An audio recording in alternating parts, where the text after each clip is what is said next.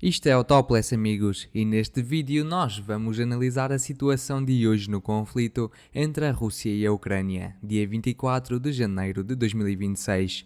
E as notícias principais estão-nos a vir dos Emirados Árabes Unidos, onde começaram durante o dia de ontem as reuniões trilaterais entre a Rússia, a Ucrânia e os Estados Unidos da América.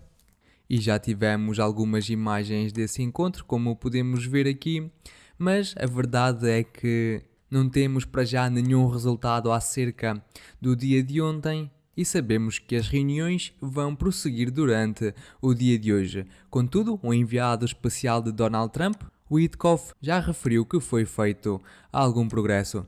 Também tivemos o representante da delegação da Ucrânia que referiu que estava mesmo a ser discutido o fim da guerra e os passos que seriam necessários para atingir uma paz duradoura. Mas as fontes pró-russas referem que um dos temas da conversa é a criação de zonas tampão entre os territórios controlados pela Rússia e os controlados pela Ucrânia. Por isso, das reuniões de ontem não temos para já nenhum resultado, ninguém disse nada, ninguém efetuou declarações importantes, as reuniões vão prosseguir durante o dia de hoje e por isso só no final deste dia, ou até mesmo amanhã, é que teremos alguns resultados. No meio disto tudo também tivemos a confirmação de que as embarcações norte-americanas militares chegaram ao Golfo de Omã.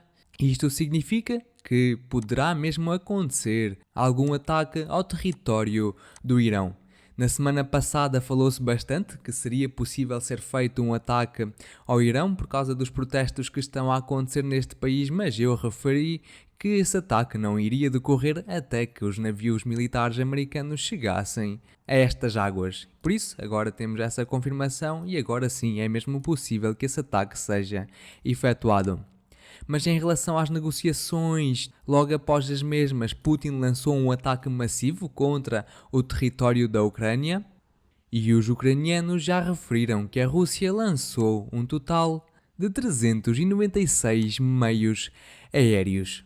E na minha opinião, isto foi um claro sinal de Putin para os ucranianos que a Rússia tem as suas condições para terminar com esta guerra e a Ucrânia tem de aceitá-las. Senão, esta operação militar especial, como os russos dizem, e esta guerra vão continuar até que a Rússia atinja os seus objetivos por meios militares. Mas, apesar destes números elevados de 396 mísseis e drones, as forças de defesa antiaérea ucranianas referiram que conseguiram abater 372 meios aéreos desses. Mas apesar de os ucranianos referirem que conseguiram abater quase tudo, tivemos algumas imagens destes ataques, algumas explosões registadas na cidade de Kiev. Temos aqui alguns vídeos gravados pela população ucraniana, como nós podemos ver. E os alvos atingidos pertencem ao setor energético ucraniano. Temos aqui alguns drones do tipo Geran também a atingir algumas das centrais elétricas na cidade de Kiev e a verdade é que a Rússia está mesmo a tentar causar um corte total de eletricidade e de aquecimento em toda a Ucrânia. Também já tivemos o mapa das rotas dos mísseis e dos drones lançados pela Rússia. Vemos que foram utilizados alguns mísseis hipersónicos do tipo Kinjal em direção à cidade de Kiev, mas também foram utilizados mísseis hipersónicos do tipo Zircon, e um deles foi lançado a partir dos lados da Crimeia, mas também em direção à cidade de Kiev. Já se sabe também que continuam os problemas com a eletricidade, que sofreu cortes massivos não só em Kiev, mas em outras cidades ucranianas. E obviamente um dos pontos das negociações, segundo referem algumas fontes, deverá ser um cessar-fogo em ataques ao setor energético, porque a Ucrânia precisa mesmo desse acordo. Mas agora vamos passar à situação que nós temos ao longo da linha da frente e analisar os avanços que tivemos no mapa nas últimas 24 horas. Vamos começar pela região de Zaporizhia, onde os russos prosseguem com a sua ofensiva em torno da cidade de Guliápolha. O foco principal dos russos agora é a vila de Zaliznizhnia e neste momento os ataques estão a prosseguir em três eixos simultaneamente do sul, do norte e do leste. Também tivemos ataques com drones do tipo FPV efetuados às posições das forças armadas ucranianas. Também tivemos alguns veículos armados e sistemas de artilharia destruídos em torno desta região, como podemos ver aqui. Aqui, por exemplo, um tanque foi destruído por um drone da Rússia, mas um pouquinho mais ao norte foi destruído um sistema de artilharia. E as imagens mais nítidas aparecem aqui. E a verdade é que os ucranianos estão a concentrar mais forças em torno da vila de Ternovata, com o único objetivo de efetuar contra-ofensivas para obrigar os russos a recuar para a margem a leste do rio de Gaichu. Vou só referir que os ucranianos durante o dia de ontem de facto tiveram sucesso numa contra-ofensiva em torno da vila de Kossitseva e poderemos esperar mais contra-ofensivas nos próximos dias. Mas a verdade é que a Rússia também está a acumular cada vez mais reservas em torno da vila de Dobropilha e espera-se então que aconteçam batalhas ferozes. Vamos prosseguir agora em direção à cidade de Dobropilha, já não é mais a direção de Pokrovsk. Aqui as batalhas principais estão a decorrer para o controle da vila de Grishnya. Tivemos apenas alguns ataques registados com bombas do tipo FAB, com drones por parte da Rússia também. E nos últimos dias, de facto, os russos tiveram sucesso, conseguiram melhorar as suas posições na porção a sul desta vila. Até vou recuar o mapa para nós vermos como a situação se tem desenvolvido nos últimos dias. E foi em torno do dia 19 de janeiro que os russos iniciaram a sua ofensiva. E dia após dia temos vindo a ajustar o mapa a favor das forças russas com base em vídeos publicados pelos ucranianos a mostrar ataques que eles efetuaram às forças russas. Vamos agora à direção da cidade de Konstantinivka. Aqui os russos também lançaram uma poderosa ofensiva nos últimos dias. Na verdade, existe aqui um rio que divide esta cidade em duas porções. O rio passa aproximadamente em torno desta linha. Só que nesta cidade, a estratégia dos russos não será primeiro conquistar uma destas metades desta cidade para depois prosseguir com uma ofensiva para a outra, mas sim iniciar uma ofensiva em ambas as porções.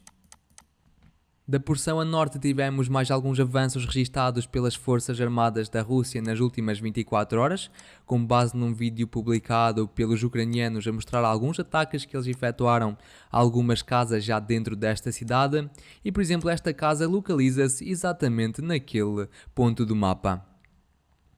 Além disso, os russos também estão focados na entrada desta cidade, de onde vêm as reservas ucranianas, mas aqui um vídeo importante que nós recebemos foi a destruição de uma ponte que os ucranianos utilizavam para fins de logística. Nós podemos ver que a ponte já tinha explosivos implementados, que foram os ucranianos que implementaram em caso de avanços rápidos por parte dos russos, mas os russos anteciparam-se, destruíram esta ponte e agora a logística ucraniana ficou ainda mais danificada. Temos também alguns ataques efetuados a veículos armados, como nós podemos ver aqui, e por isso esperam-se mais avanços por parte dos russos nos próximos dias. Veremos como a situação se vai desenvolver. Vamos agora em direção às regiões de Siversk e de Liman. Nas últimas 24 horas tivemos uns pequenos ajustes no mapa a favor das forças russas em torno desta área, mais uma vez com base num vídeo publicado pelas fontes pró-ucranianas, a mostrar ataques que eles efetuaram aos soldados do exército russo, e a verdade é que a Rússia prossegue agora com uma ofensiva para conquistar todas estas trincheiras e fortificações que se situam ao longo desta linha defensiva ucraniana. Na verdade, não sei se posso chamar isto de linha, é uma região fortificada, uma região defensiva, mas que tem fortificações e redes enormes de trincheiras, digamos, espalhados em 3 direções. Aproximadamente desta forma, e é por isso que os avanços por parte dos russos nos últimos dias têm sido bastante lentos. Vamos agora continuar em direção à cidade de Kupiansk. E aqui mais um dia se passou e nós não recebemos nada de especial em termos de imagens e de vídeos que nos pudessem confirmar a verdadeira situação no mapa e a verdadeira configuração da linha da frente de combate. E por isso ficaremos a aguardar mais alguns dias até termos uma situação clara daquilo que está a acontecer aqui. Os ucranianos referem que os russos foram obrigados a recuar para posições bastante longe já desta cidade, enquanto os russos referem que ainda controlam a sua porção central. Mas a verdade é que a norte de Kharkiv os russos iniciaram uma operação de ofensiva também nos últimos dias. Um foco principal de avanço foi aqui pelo norte, e outro decorreu a sul da cidade de Vovchansk. Ainda durante o dia de ontem tivemos o relato por parte do Ministério Russo de Defesa, que referiu que o seu exército conseguiu conquistar a vila de Seminivka. Não tivemos ontem nenhuma imagem ou vídeo que confirmasse isso, mas durante as últimas horas os ucranianos publicaram um vídeo a mostrar ataques que eles efetuaram às posições do exército russo. E alguns destes vídeos foram geolocalizados em torno desta área do mapa, e por isso os ucranianos confirmaram as palavras do Ministério Russo da Defesa. Além disso, a fonte pró-ucraniana Deep State também os confirmou, expandiu o território controlado pelas Forças Armadas da Rússia, mas também a Zona Cinzenta, o que significa que os militares do exército russo já foram vistos a operar nas regiões mais a sul. E não estamos a falar do exército regular russo, estamos a falar de grupos de sabotagem e de reconhecimento. Além disso, nas últimas horas também deu-se um foco grande de ataque por parte dos russos com drones do tipo FPV na direção de Sumy. Tivemos alguns vídeos publicados pelos russos, mas a verdade é que para já nenhum avanço no mapa foi registado e muito provavelmente os russos estão a reagrupar as suas forças e durante os próximos dias ou as próximas semanas eles poderão efetuar mais algumas tentativas de avanço e alguns ataques. Ao mesmo tempo que sistemas de artilharia das Forças Armadas Ucranianas são destruídas. E por exemplo aqui temos a destruição de um sistema do tipo Grad. E para hoje são estas as principais atualizações que eu vos trago. Se gostaram do vídeo, por favor deixem o vosso gosto, subscrevam o canal e partilhem o vídeo. E eu relembro que condeno qualquer tipo de violência no mundo. Até amanhã. Tchau, tchau.